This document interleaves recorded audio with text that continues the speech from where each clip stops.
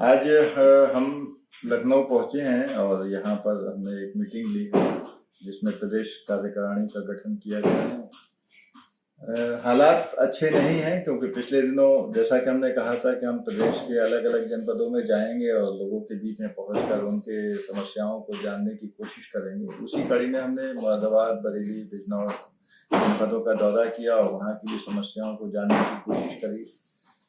Petrol के दाम आसमान पर हैं, गेहूं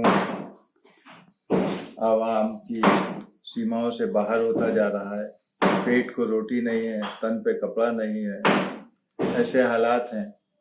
प्रदेश हो या देश हो, सबकी हालात एक सी है।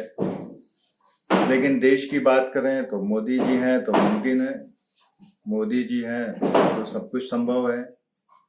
प्राइवेटाइजेशन हो जाता है, फैक्ट्रियों को जनता के सुपुर्द कर दिया जाता है, बैंकों को जनता के सुपुर्द कर दिया जाता है, नोटबंदी हो जाती है, सब कुछ हो जाता संभव है। 370 भी खत्म कर दी गई। इससे लेकिन देश पर कोई फर्क नहीं पड़ा।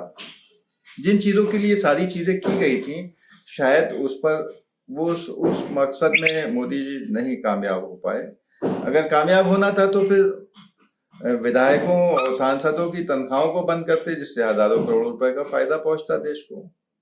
शिक्षा को भी जनता के हाथों में दे दें और संभव हो तो प्रशासन भी, क्योंकि मोदी जी के जहन में शायद एक चीज है कि सरकारी नौकर जो है वो काम नहीं करता कुर्सी पर बैठकर, तो जरूरी है कि प्राइवेट कर दिया जाए, कोई बुरी बात नहीं है।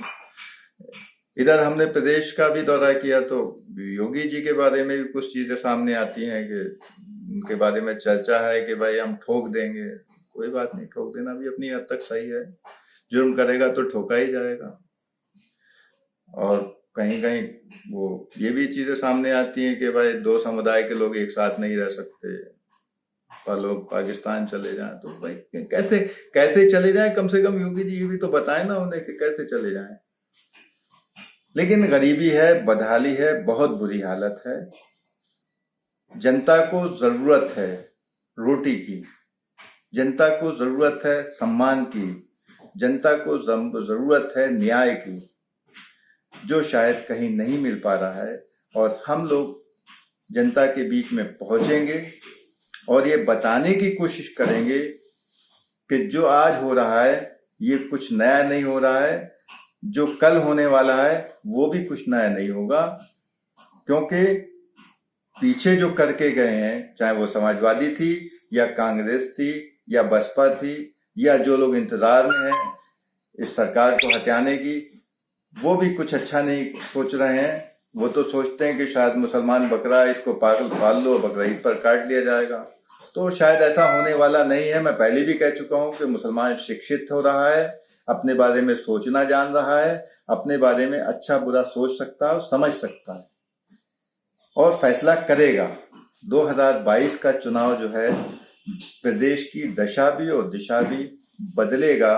और उसके लिए मेरा जनता को संदेश ये है कि वो अपने आप को पहचाने, अपने आप को जाने और समझें और अपने आप को वोट देना सीखें। तभी शायद कुछ ना कुछ उनका भला होगा। वरना इसी तरह से भुखमरी रहेगी, इसी तरह से आप सब लोग सड़कों पर पड़े रहेंगे और आपका कोई पुरसाने हाल नहीं होगा। आप अपने आप को जानिए, पहचानिए और फिर खड़े होकर के डट कर मुकाबला कीजिए और वोट की ताकत को समझिए। और ये जिस दिन आप समझ लेंगे, यकीनन आप देश की दशा और दिशा बदल देंगे। धन्यवाद।